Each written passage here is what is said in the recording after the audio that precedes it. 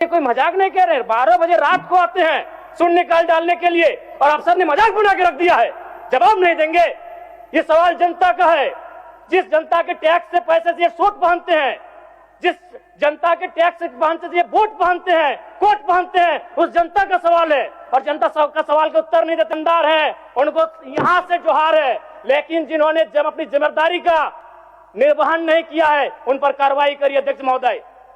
और बिल्कुल बड़े शर्म और दुर्भाग्य की बात है कि जिस राज्य का युवा, जिस राज्य का भविष्य स्कॉलरशिप नहीं मिलने से परेशान है, हताश है, उस राज्य के विधायक 4 करोड़ 32 लाख के आवास में रहेंगे। ये कितना बड़ा दुर्भाग्य की बात है।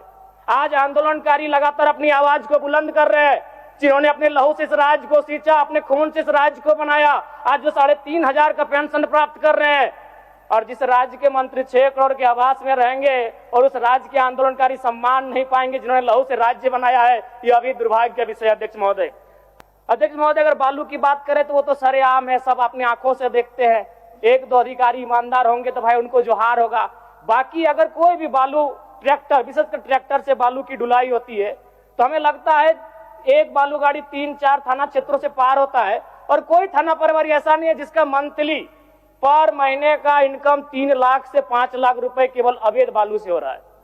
अतः सरकार को मैं मानता हूं कि सरकार का खजाना खाली है, तो अगर खाली है तो इस प्रकार अगर लूट की छूट होगी, जो सरकार के खजाना में आना चाहिए था वो थाना प्रभारी के जेब में जाएगा, पदाधिकारियों की जेब में जाएगा। तो इसी प्रकार हम लोग छात्रों से कलेक्शन करेंगे। अध्यक्ष महोदय, एक दिन झारखंड राज्य में 1000 अवैध गाड़ियों का निकासी होता है।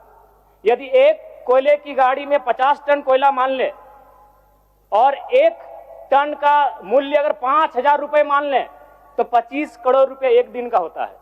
अगर 365 से गुना करते हैं तो 9,125 करोड़ रुपए होता है अध्यक्ष महोदय, यानी लगभग 9,000 करोड़ रुपए, जो कि आपके अनुपूरक बजट से ज्यादा होता है।